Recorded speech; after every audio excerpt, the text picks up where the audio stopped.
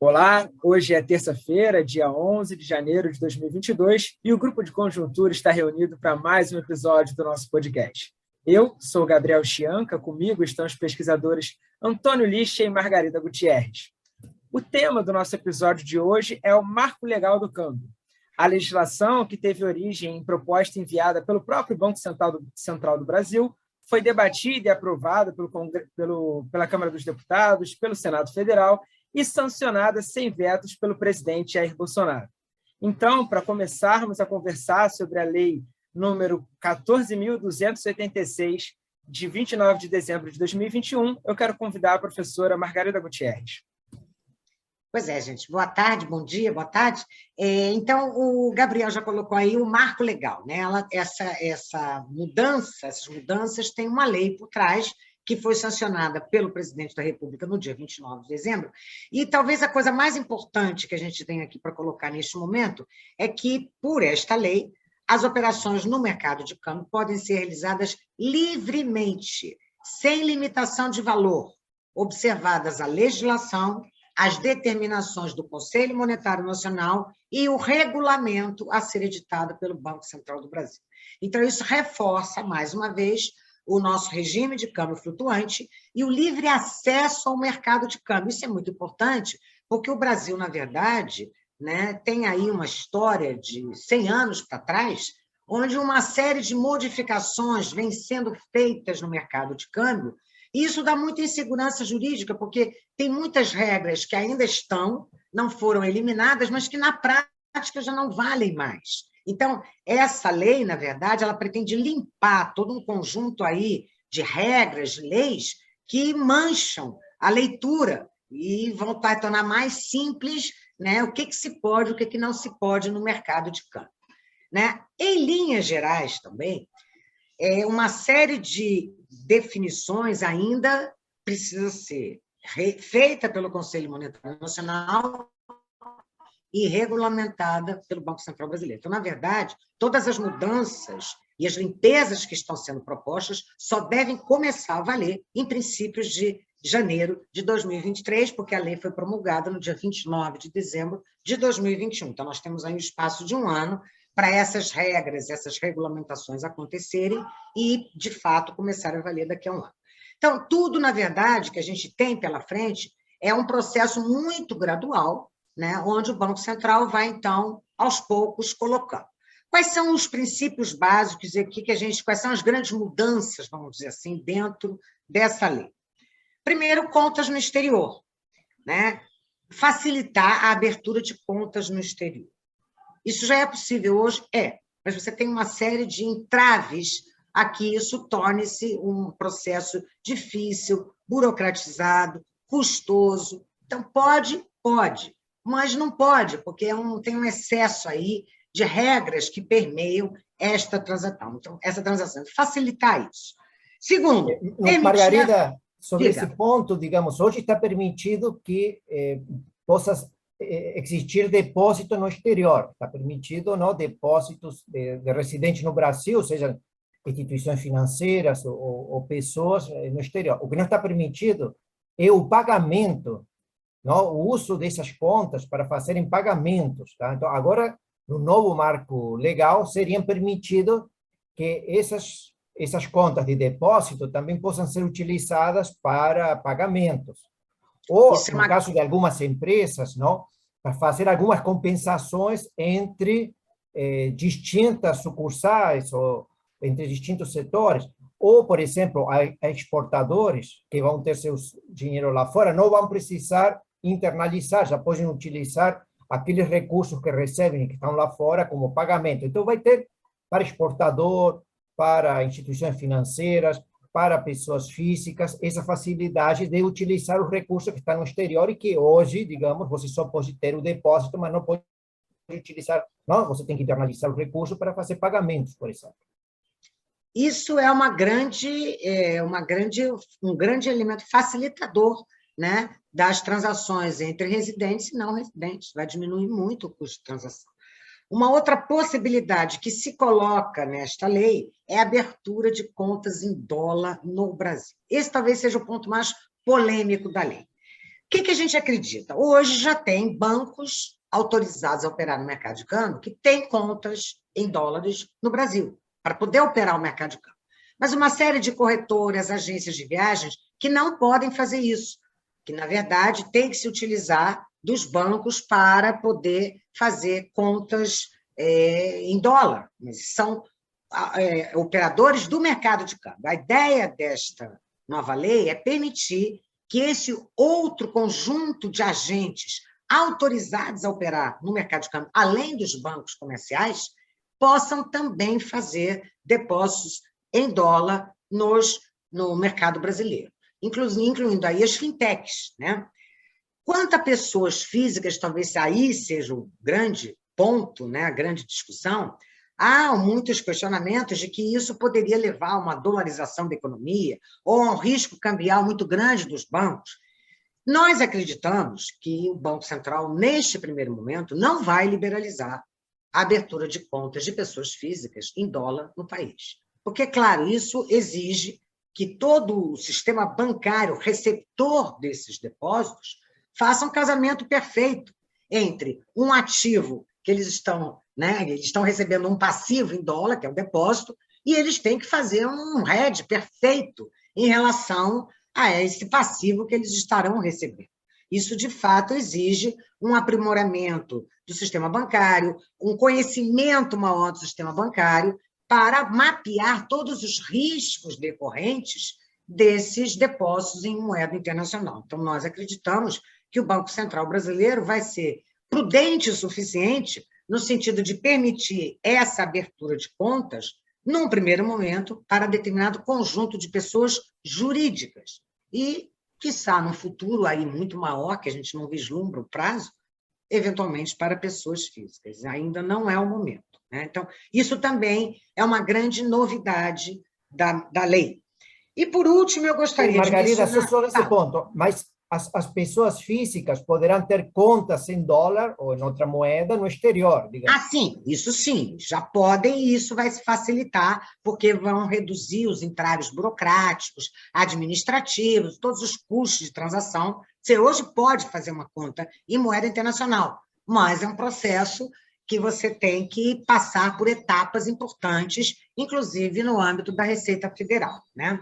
Eu acho que isso vai permanecer, porque você tem que comprovar a origem e o destino desses recursos. Então, toda a parte do narcotráfico e tal, e a economia informal, nada disso pode passar por esse tipo de transação. E acredito que não vai continuar. Isso também não vai poder passar a partir de hoje. Mas tem uma série de autorizações que você tem que ter do Banco Central para poder fazer esse movimento, o que torna a transação, evidentemente, mais custosa. Além disso, tem um outro ponto importante, é que aumentou muito o limite de dinheiro vivo que se pode levar e trazer do exterior. Hoje, são R$10.000. Isso será ampliado para $10.000. Você pode levar e você pode entrar sem ter que declarar, ou o equivalente em outra moeda internacional. Isso também pode facilitar bastante aí os cidadãos brasileiros que querem fazer viagens internacionais. Então, esses são os pontos que eu gostaria de colocar. Acho que a lei vai na direção correta, né? Claro, tem alguns riscos aí, mas acho que tem um Banco Central por trás que vai ser capaz, junto com o Conselho Monetário Nacional, de regulamentar isso de forma a ser bastante precaucionista, vamos dizer assim.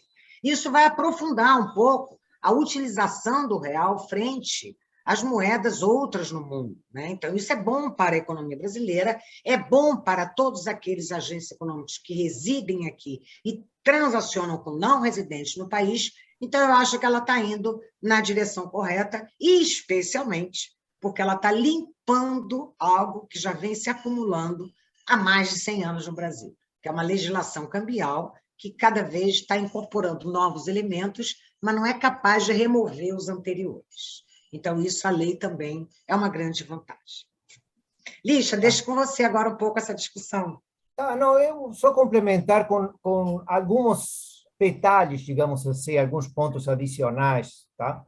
que estão na lei. Por exemplo, vai facilitar no caso dos importadores. Hoje, quando você importa algum produto e ele é financiado, você tem que iniciar o pagamento do financiamento antes da entrada do produto. Isso vai ser permitido, não? Agora, no novo marco, é que você possa ingressar o produto sem ter ainda iniciado o pagamento.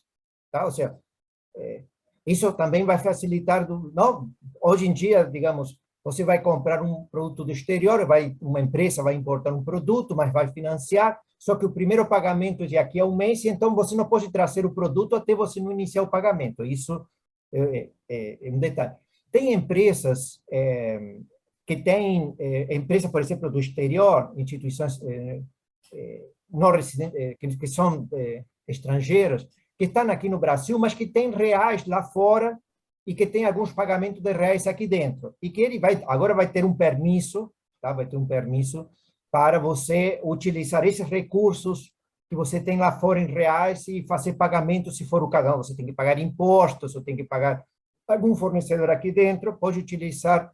Tá? Então, isso que são coisas que vai facilitar a vida das empresas, das famílias, das instituições financeiras. Isso que a Margarida falou, que vai reduzir bastante o custo de transação, não? E permitir que coisas que hoje são relativamente caras, porque tem muito entrave burocrático, tem custos de corretagem elevados, isso possam ser reduzidos, não? Nesse sentido, estaria retirando as amarras no mercado de câmbio. Tá? Um ponto que é interessante também é que o Brasil, por exemplo, está pleiteando entrar na OCDE. Tá? É uma organização multilateral que envolve países desenvolvidos, outros países aqui, América Latina, no México e Chile entraram. O Brasil está pretendendo entrar, só que para entrar na OCDE você precisa dessa liberalização em algumas das categorias que a gente tratou e que estão colocadas lá. Então, isso também vai facilitar essa maior inserção da sociedade brasileira, não, se for o caso, na OCDE, no mundo. Tá? Por outro lado, também, digamos, como a Margarida destacou, existem hoje muitas práticas existentes. Tá? Então, a lei vai facilitar que essas práticas, digamos, se tornem mais simples. Tá? Quando, às vezes, aparece uma lei, a lei pode criar um mercado, não? A própria lei cria um mercado. Aqui, acho que a lei vem a posteriori. Já existem essas práticas, não? A necessidade de trazer recursos do exterior, ou pagar no exterior, ou fazer... Você tem coisas, sei lá, tem reais no exterior e quer trazer para cá e não pode, ou tem... quer fazer um pagamento para o exterior em dólar e não consegue, ou é muito caro. Tá? Então, já existem essas práticas, acho que isso vai ajudar a melhorar, não, isso. Por outro lado, a Margarida também destacou o fato do caráter gradual, não? A regulamentação que vai ser feita pelo Conselho Monetário, pelo Banco Central, oficialmente o Banco Central vai ter que fazer uma regulamentação ampla, porque existem muitos casos particulares, muitos agentes diferentes, tá? E, por outro lado, o Banco Central, em nenhum momento, vai deixar de ser o supervisor do mercado de câmbio, não? Ou seja, todas essas operações vão ter que, ainda que sejam permitidas, vão ter que ser informadas ao Banco Central, à Receita Federal, aos órgãos competentes. Então, a gente não está, a lei não diz que você vai ter uma menor supervisão, vai ter que ter uma supervisão e isso vai ter que ser regulamentado, de alguma forma, não? Então, porque vamos ter muitos casos particulares, tá? Isso tá. Mas, de qualquer forma, a gente vê de que, como a gente tem câmbio flutuante, a gente precisava dessa liberalização. E outra coisa que é importante, que este novo marco legal para o câmbio chega num momento em que existe uma grande estabilidade de nossas contas externas, não? Por causa do câmbio flutuante. A gente não devemos ter, nos próximos anos, grandes crises cambiais, crise de balanço de pagamento, não? Porque lembre que quando a gente tem crises cambiais no balanço de pagamento, a tendência é colocar controles cambiais. Não? No momento em que você tem uma escassez de dólar, você vai impedir que a saída, basicamente, de aqueles dólares. mas não me parece que seja o caso, não? Ou seja, que podemos ter esse tema no caso brasileiro, não? Especialmente porque estamos com um câmbio flutuante. Vocês veem que a gente vê que o balanço de pagamento nosso nunca tem tido problemas, tá? Tem uma grande estabilidade das nossas contas externas, tá? Margarida destacou que alguns dos críticos do novo marco legal, acho que colocam basicamente dois tipos de perigos, não? Dois tipos de perigos. Um perigo é que esse novo marco legal, ao aumentar a liberalização, torne o mercado de câmbio mais volátil. Ou seja, no sentido de que, como é permitido, não, a entrada e saída de capitais, ou como é permitido aqui dentro, facilita, não, ativos em dólar, ou venda de ativos em dólar, ou aplicações, ou a compra da moeda, isso torna o mercado de câmbio mais volátil. Tá? E o segundo perigo é o perigo que a Margarida destacou, que é o perigo de uma dolarização. O fato de que os agentes econômicos comecem a utilizar como meio de pagamento o dólar e não a nossa moeda local, não, que é o real. O que eu acho é o seguinte, tanto o perigo de dolarização, tá? Algumas economias, como, por exemplo, a Argentina, como, por exemplo, aconteceu no Equador, anos atrás, se dolarizaram, ou o tema da maior volatilidade do câmbio, tá? Lembremos que está muito mais associada a problemas inflacionários, tá? Ou seja, a dolarização. Por que a Argentina renuncia à sua moeda local e tende a utilizar o dólar para, sei lá, como meio de pagamento para adquirir imóveis ou carros ou alguns bens mais caros? Tá? Porque, basicamente, tem um preço inflacionário alto e isso faz que a moeda local, não, no período da transação, perda muito valor. Tá? Então, acho que os processos inflacionários são muito mais causa de dolarização. Por outro lado, a volatilidade do câmbio está muito mais associada a riscos financeiros. Tá? A gente vê que o Brasil tem uma moeda muito volátil. Tá? Faz uns 20 anos ou 30 anos que a gente sempre vê o real crescer mais que a moeda dos outros emergentes e depois cair mais que a moeda dos outros emergentes.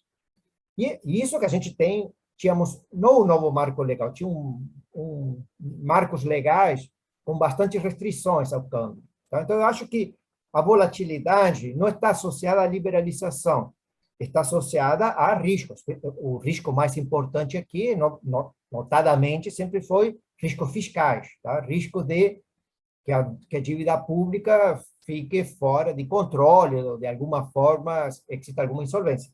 Então, se você controlar a inflação e, por outro lado, não tiver grandes riscos fiscais, e a gente continuar com a estabilidade do setor externo que a gente tem, não existe nenhum perigo que a liberalização possa ou dolarizar a economia ou tornar o mercado de câmbio mais volátil. Não? Isso que me parece importante. É claro que um ponto que Margarida destacou, só estou reafirmando ela, é que, em alguns casos, como, por exemplo, contas de pessoas físicas em dólar nos bancos. O problema é o montante dessas contas. Então, os bancos vão ter grandes passivos em dólar e isso, com um câmbio flutuante, isso pode criar um problema de insolvência, porque tá, os bancos, se o dólar subir muito, não, o valor desses depósitos e uma dívida para os bancos vai subir muito. Então, eles têm que fazer o casamento, ou seja, eles vão ter que adquirir ativos em dólar ou fazer operações em derivativos que permitam dar alguma cobertura cambial. Só que criar esse mercado em que os bancos não busquem essas coberturas cambiais ou se desenvolva no mercado de futuro, não, na B3, ou comprem títulos do Tesouro Americano para dar a proteção, isso demora tempo. Não? Então, eu acho que, em um primeiro momento, como a Margarida destacou, o Banco Central vai ser muito cauteloso, muito prudente em permitir que as contas correntes em dólar para pessoas físicas. Elas vão ser dadas para casos particulares, como a Margarida destacou. Então, basicamente, para realizar transações entre residentes e não residentes de maneira mais facilitada. Então, isso é muito bom, porque isso também aumenta a penetração, né, dos nossos atores econômicos no contexto internacional. O Brasil está muito longe disso. O Brasil está muito fora das cadeias globais de produção, do comércio internacional, dos mercados financeiros internacionais. Então, isso pode facilitar um pouco esse conjunto de transações entre residentes e não residentes. Só queria lembrar mais uma coisa, são 38 normas do mercado de câmbio que estão sendo revisadas para torná-las mais entendíveis, mais únicas, mais no mesmo sentido, não uma norma que diz uma coisa e outra que nega. Então, isso vai aumentar a segurança jurídica também dos atores envolvidos nessas transações. Porque, digamos, são quase 40 dispositivos diferentes. Desde 1920, tem 1973, ou seja, temos 100 anos, temos quase 40 dispositivos. E você vai substituir esses 40 ou 38 que a Margarida destacou por uma lei que tem 10 páginas. Pois é. Então, em 10 páginas, fica mais claro que tentar buscar... O que não pode. O que pode e o que não pode. Tá? O último ponto que eu gostaria de destacar, que é uma coisa um pouco mais especulativa, é sobre o que vai acontecer com a taxa de câmbio depois da liberalização. Tá? Uma tendência é que aumente a demanda por câmbio, não? Ou seja, dado que estão reduzindo os custos de transação, tanto para as empresas, quanto para famílias, quanto para instituições financeiras, deve aumentar, tá, a demanda de ativos em moeda estrangeira, tá? Ou realizar esse tipo de operações, e isso, de alguma forma, é uma pressão de demanda sobre a taxa de câmbio, não? Ou seja, o dólar e as outras moedas estrangeiras pode ter um aumento. Tá?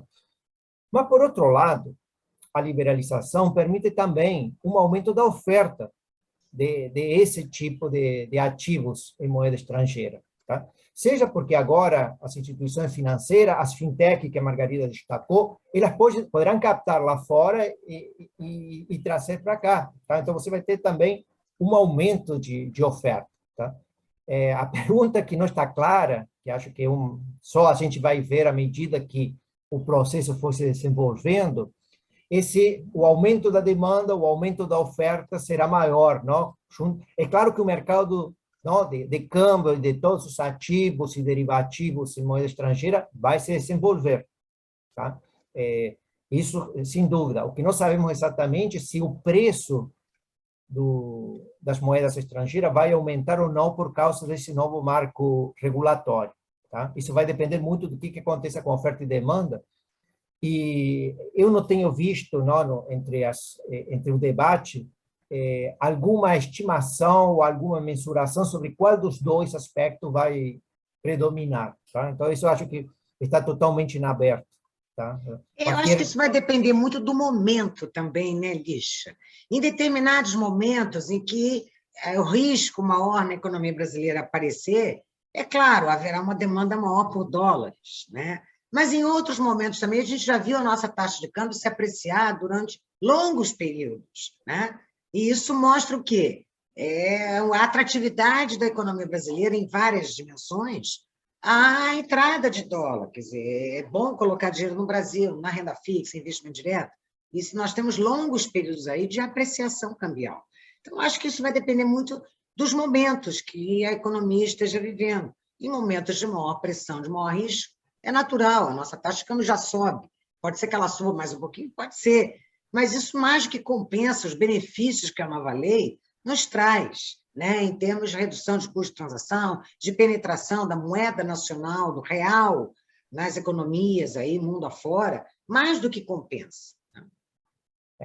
Digamos que a lei sancionada no final do ano passado, digamos, é o pontapé inicial, tá?